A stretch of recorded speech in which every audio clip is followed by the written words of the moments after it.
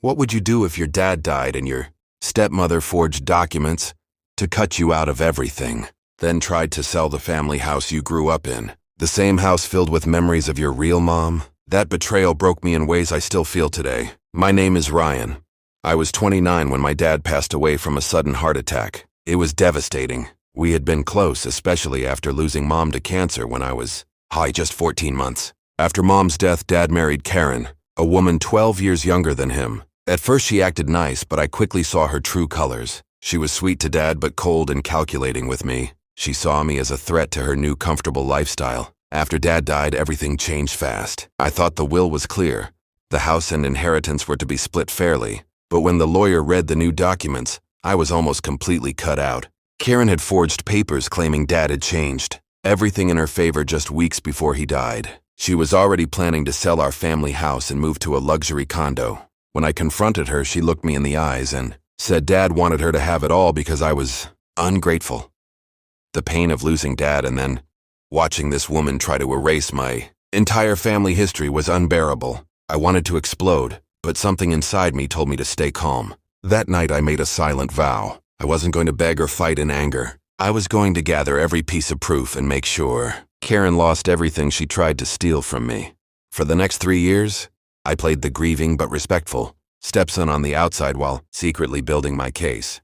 The emotional weight of watching her live in my childhood home like she owned it was crushing, but I stayed patient. If your parents' new partner ever tried to steal your inheritance or family home, drop it in the comments right now. This true revenge story is just getting started.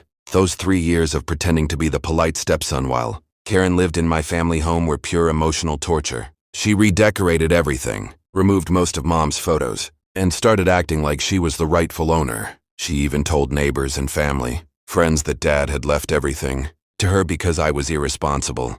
I kept visiting the house regularly, smiling through the pain, helping with small things so she would never suspect I was watching her every move. Meanwhile, I was working 2 jobs and studying forensic accounting at night. I hired a private investigator quietly and started digging into Karen's background. What I found was shocking. She had a history of doing this with older men. I gathered bank records, phone messages, and witness statements showing how she had pressured dad while he was sick and grieving. I recorded every conversation where she bragged about getting rid of me. Every holiday I spent alone while she hosted big parties in the house. I grew up and fueled my determination. The loneliness was crushing. I would drive past the house some nights and see her lights on, feeling like a stranger to my own childhood home. But I never showed my anger. I stayed patient and kept building the case. I contacted old friends of dad who had seen how Karen manipulated him. I collected medical records showing dad wasn't in the right state of mind when he supposedly signed the new will. Slowly, the puzzle came together into an airtight file of forgery and financial fraud. I knew I had to wait for the perfect moment when she thought she had won completely. The emotional toll of carrying this secret for 3 years nearly broke me some nights. But my love for my real mom and the memories in that house kept me going. I refused to let Karen erase my family's legacy. If this story is making you angry, comment stepmom below. The day I finally struck back changed everything. The moment came when Karen thought she had finally won. She had listed the family house for sale and was already packing to move into a luxury condo with the money. She invited some family members to a moving celebration at the house, acting like the grieving widow who had been left everything. I showed up quietly with my lawyer and a thick folder of evidence. When she saw me, she looked surprised but still smug. That's when I dropped everything in front of the entire group. I presented the forged documents, the medical proof that dad wasn't mentally fit when he supposedly signed them, the bank records showing how she had been moving money, and witness statements from people who heard her pressuring dad. The room went completely silent. Karen tried to deny it, crying and saying I was making it all up because I was jealous, but the evidence was overwhelming. My lawyer explained that we had enough to open a criminal case for forgery and fraud. Karen's face went pale as she realized her perfect plan was collapsing. The family members who had started believing her looked shocked and disappointed. I didn't yell or get emotional. I simply stated that I was taking her to court and that I would be buying the house back at auction if necessary. The next few months were intense. Karen fought hard in court, hiring expensive lawyers and playing the victim, but the judge saw through her lies. The evidence I had spent 3 years collecting was too strong.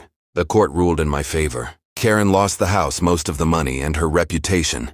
She was ordered to pay back what she had taken and faced potential criminal charges. When the house went to auction, I bought it back through an LLC the day I got the keys and walked through the front door again felt like coming home. After a long war, Karen had to move out with whatever she could carry. She ended up in a small apartment and lost almost everything she had tried to steal. The satisfaction of watching her leave the house she thought was hers was one of the most powerful feelings I have ever experienced. If this story has you feeling the justice, comment home below. The final chapter of how I rebuilt my life comes next. Today I live in the family house I grew up in.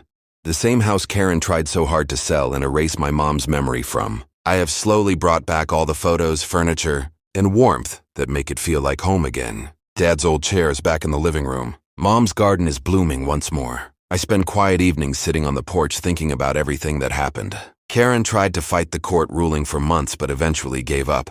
She lost the house, the money, and whatever respect she had left in the family. Last I heard, she moved to another city and is struggling to rebuild her life. She got exactly what she tried to do to me, left with almost nothing. I never celebrated publicly or tried to rub it in her face. I simply focused on honoring my parents' memory and rebuilding my own life. The 3 years of silent suffering taught me patience, determination, and the importance of protecting what matters most. My relationship with the rest of the family has healed. They saw the truth and many of them apologized for doubting me. I learned that sometimes you have to stay quiet and smart. When people try to take what is yours, the best revenge isn't loud or violent. It's patient, calculated, and complete. I walk through the house some nights and feel a deep sense of peace knowing justice was served, and the home my parents built together is safe again. This experience changed me forever. It taught me that family isn't just about blood. It's about who actually protects the legacy and the people who came before us.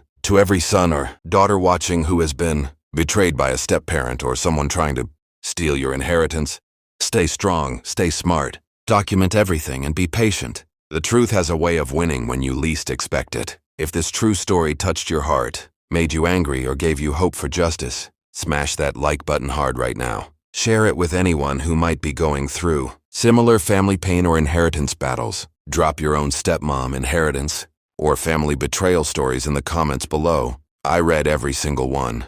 Let's build a community that doesn't stay silent when people try to steal what belongs to us. This was my real story. It hurt like hell, but I protected my parents' legacy and took back what was mine. What's your story? Thanks for watching till the end and stay strong out there.